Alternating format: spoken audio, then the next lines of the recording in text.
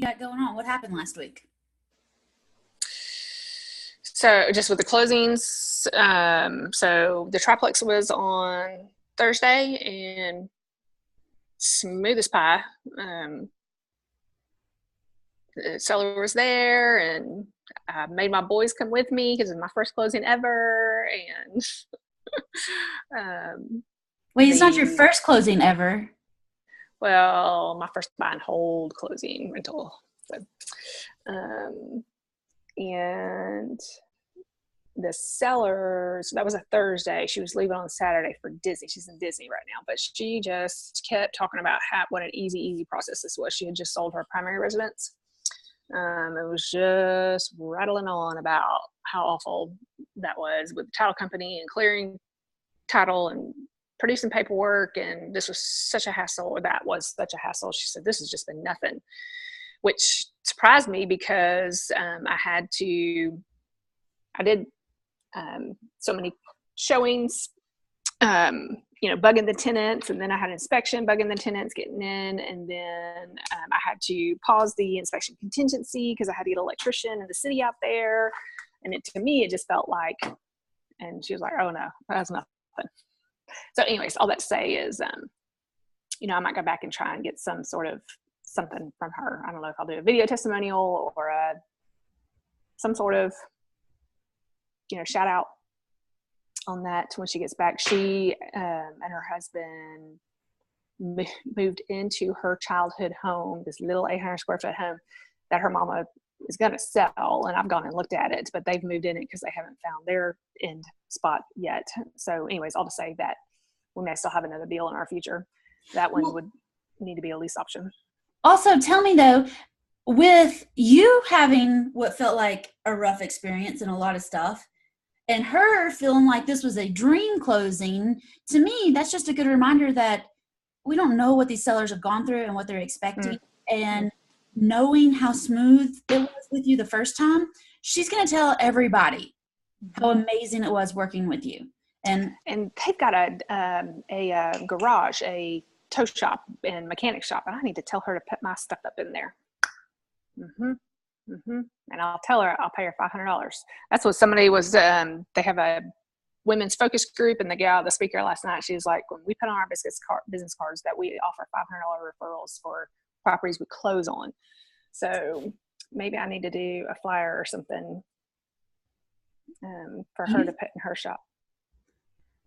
You've been rocking and rolling and not paying anybody anything like that. I would just ask her,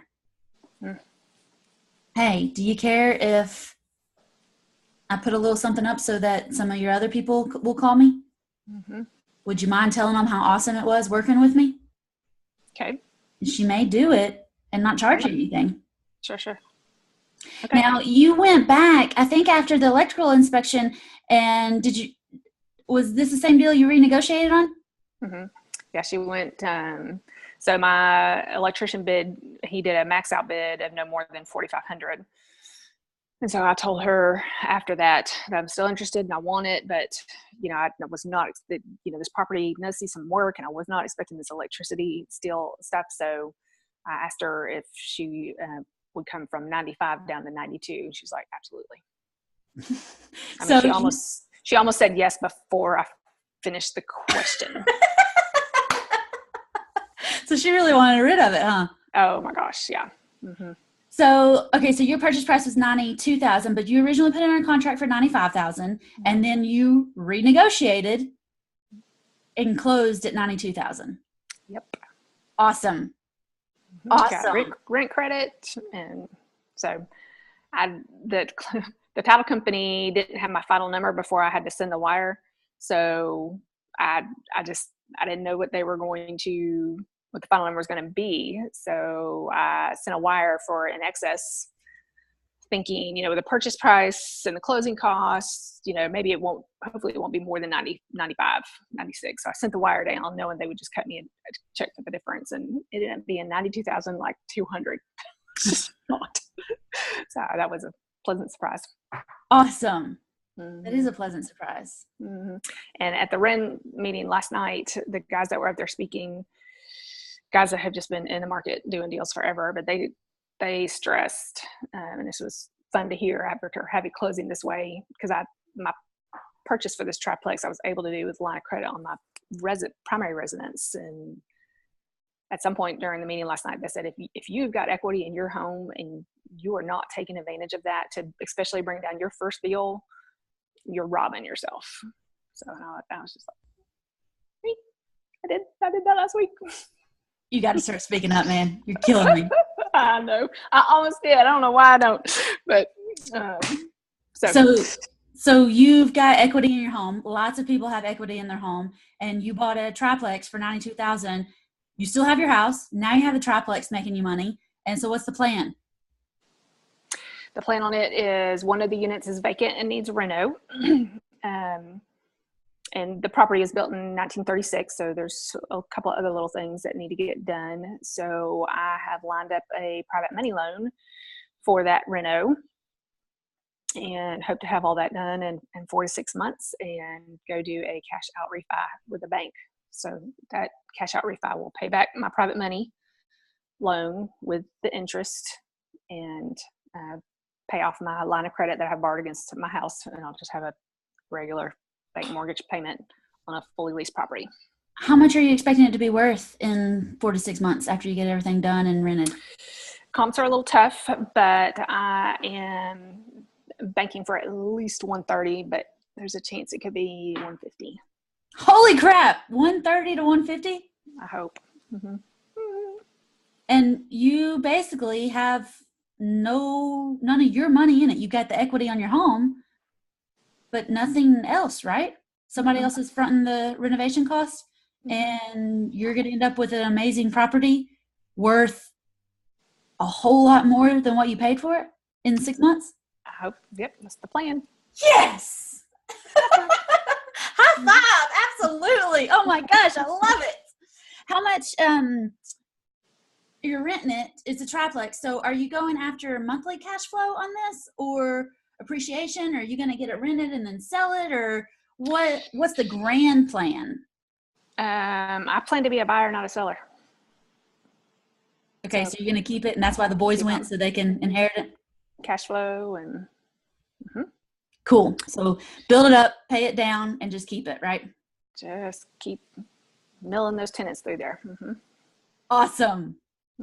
There's long-term plans like, getting, it doesn't have central heat and air. So, letting the property stabilize and build some cash for a couple of years, and then upgrading, doing upgrades, and needs windows at some point. So yeah, I love it. Those kinds of things. I'm so proud of you.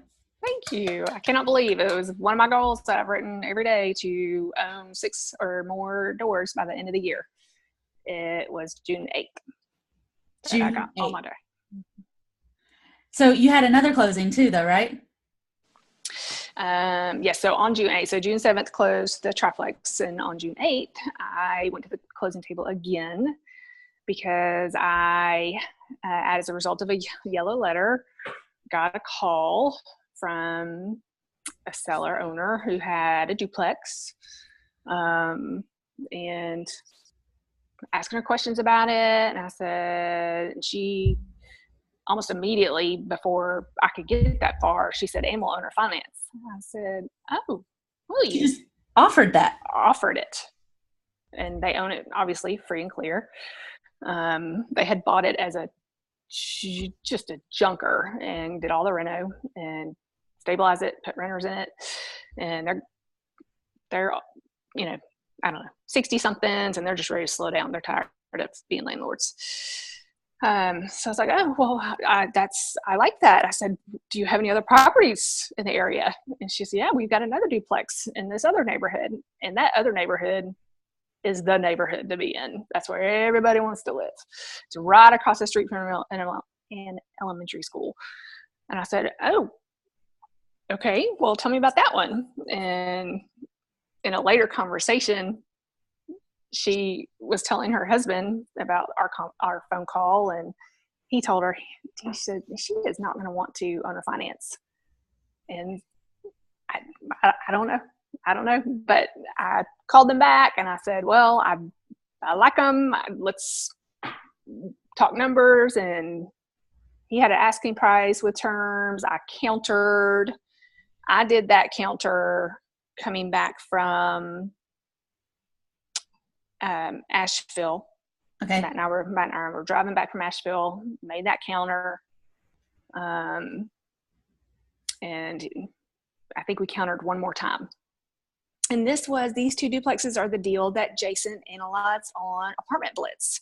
Yes. We did the video on. So I need to go back in there and do an update on how that worked out. Oh my gosh, yes. Mm-hmm. So the purchase price for the two properties, it was all kind of a lump deal, was $225 at 5% for 30 years, 8,000 down. Okay, hold on a second. I've got a bunch of questions now. So you put 8,000 down, $225 purchase price, 30-year amortization, which brings your monthly payment down low. Do you have a balloon, or is it straight 30? Straight 30, but my payment note has got, pay off at any time. There's no prepayment penalty ever. These people just gave you a 30-year flat 5%? At 90%, 96% LTV. 96% LTV? Like, that doesn't happen. And I tell you, I think they are the smartest people in America. And I'm going to do a post about this at some point, because why aren't more Americans taking advantage of their equity and making money on their money, on their assets? I just don't understand it. Preach. So they're making 5%, which is good. You're paying more than you would at the bank, but the bank would have required 20% down, which would have been $40,000? A smidge more. I mean, rates right now are in the fours.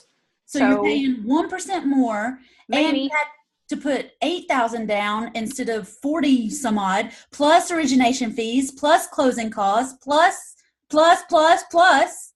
And a bank would have given you maybe a 20-year AM, which would have made your monthly payments higher. But they would have wanted to balloon in 10. Mm-hmm. And that's one of my negotiations. He wanted $250, 6% for 20 or 25 years. And I was like, dude, you can't have that purchase price and those terms. So I came back and I said, I'll do $200,000 for 6%,